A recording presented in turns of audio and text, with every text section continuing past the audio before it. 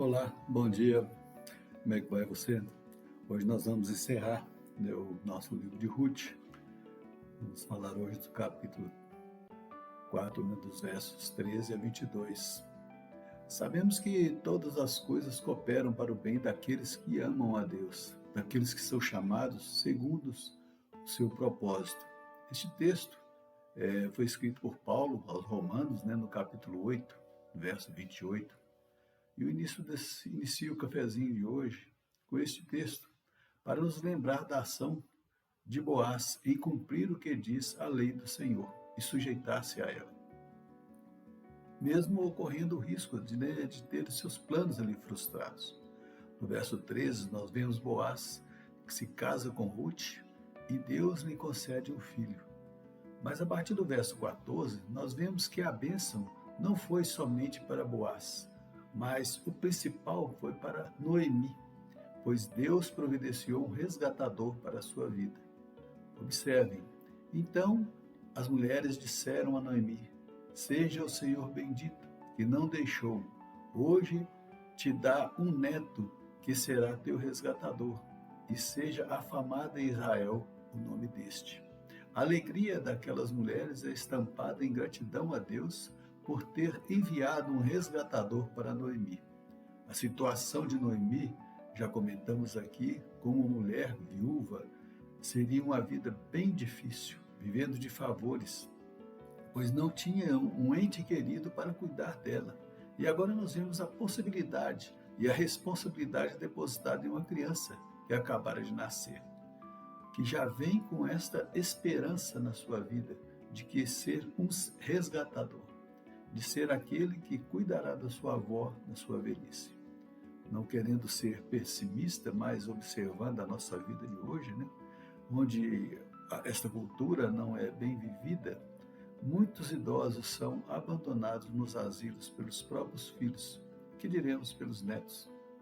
Aí podemos pensar que falta amor no coração, e conhecendo a palavra, podemos afirmar que sim, há um esfriamento, e o amor está acabando.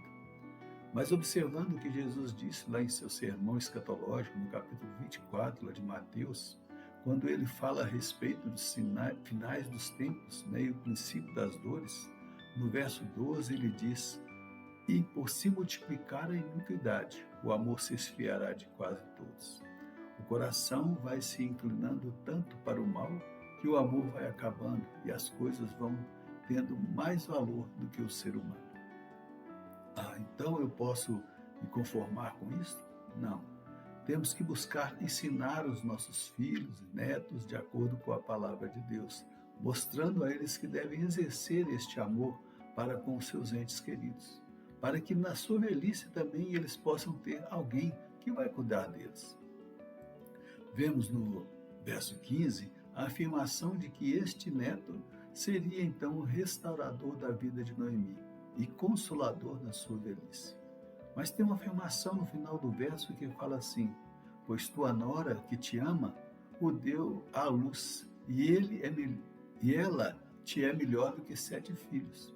Esta afirmação é sobre Ruth e a sua atitude, que vimos anteriormente, de uma mulher jovem que poderia ter buscado estar com seus parentes, buscar outro relacionamento, mas deixou tudo isto por amor da sua sogra, passando a dedicar seu tempo e dedicar e cuidar dela. Um certo poeta, ele escreveu uma canção dizendo que um pai cuida de 10 filhos e 10 filhos não cuidam de um pai. Justamente por causa do que falamos anteriormente sobre o esfriamento do amor.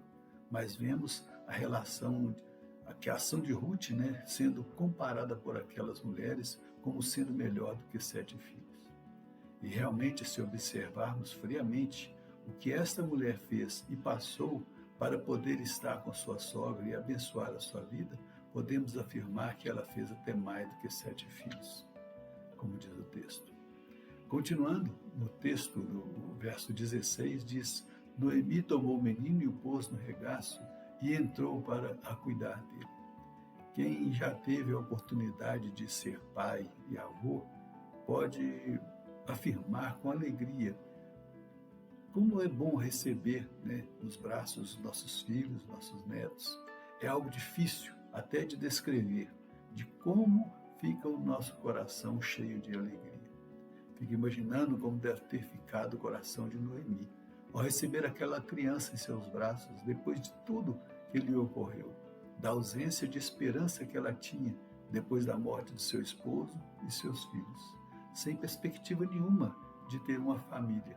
E agora, creio que o seu coração se enche de esperança, depositando toda a sua expectativa naquele, como suas amigas disseram, seria seu resgatador. O texto nos diz que ela o pôs no regaço. O regaço representa um lugar de conforto, segurança e cuidado. E na Bíblia é um símbolo do amor e da proteção de Deus, que acolhe e cuida dos seus filhos.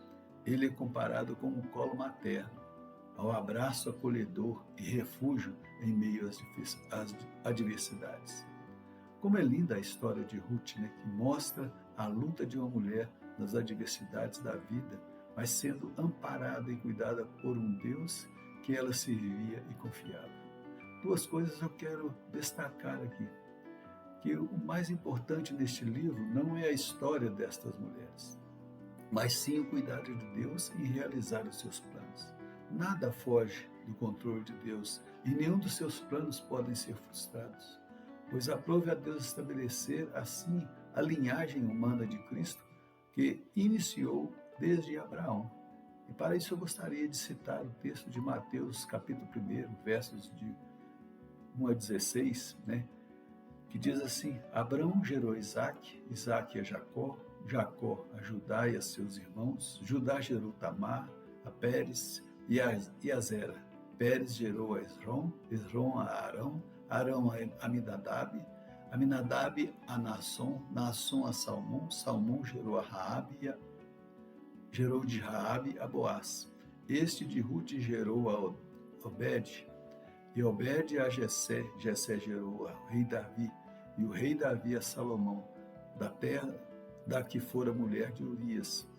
Salomão gerou a Roboão, Roboão a Abias, Abias a Asa, Asa gerou a Josafá, Josafá a Jorão, Jorão a Uzias, Uzias gerou a Jotão, Jotão a Acás, Acás a Ezequias, Ezequias gerou a Manassés, Manassés a Amon, Amon a Josias, Josias gerou a Jeconias e a seus irmãos no tempo do exílio da Babilônia.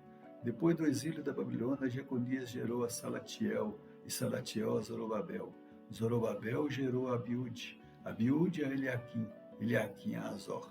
Azor gerou a Sadoc, Sadoc a Aquim, Aquim a Eliúde, Eliúde gerou a Eleazar, Eleazar a Matã, Matã a Jacó. E Jacó gerou a José, marido de Maria, da qual nasceu Jesus, que se chama Cristo. Se esmiuçássemos esta linhagem de Jesus, teríamos muita coisa a falar, mas duas pessoas se destacam aqui. Raabe, uma prostituta que foi a mãe de Boaz e aparece na linhagem de Jesus. A Ruth, uma mulher estrangeira, uma moabita.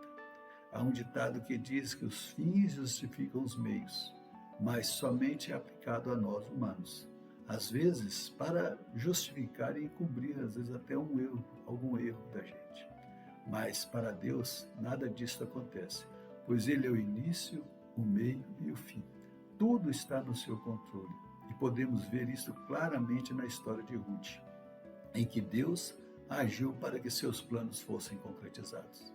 A outra é que Deus providenciou um resgatador para as nossas vidas, aquele que se entregou na cruz para nos redimir dos nossos pecados. E ao olharmos esta cruz vazia, temos a certeza de que Ele ressuscitou e está junto ao Pai, intercedendo por nós a cada momento. Que nós possamos sempre enxergar isso nas nossas vidas, enxergar esta ação de Deus através dos tempos, para remir o seu povo, para abençoar o seu povo, para conduzir o seu povo à mansão celestial que Ele tem preparado para nós. Espero que você tenha tido bastante aprendizado nesse livro de Ruth. E agora vamos preparar mais um cafezinho, observar outro livro da Bíblia, para que daqui a uns dias nós estejamos novamente estudando. Amém? Pega o livro de Ruth aí, dá mais uma lida, e você vai ver tantas bênçãos, que eu não citei aqui, mas que Deus preparou para você nesse dia e na sua vida. Amém? Que Deus o abençoe Vamos tomar o nosso cafezinho e até domingo que vem, se Deus assim nos permitir. Tchau, pessoal.